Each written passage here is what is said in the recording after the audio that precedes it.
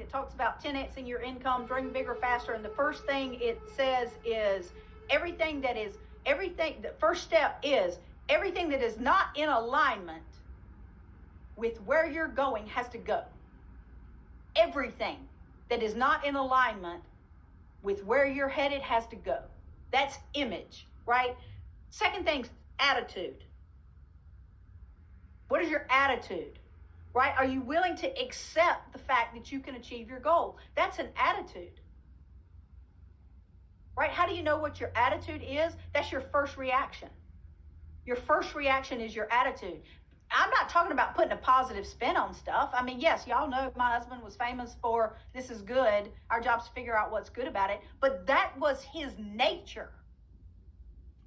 That wasn't just something he said. That was his instant nature was, okay, this is good. What's good about it? It didn't take him months. It didn't take him hours. It took him, that was his instant reaction.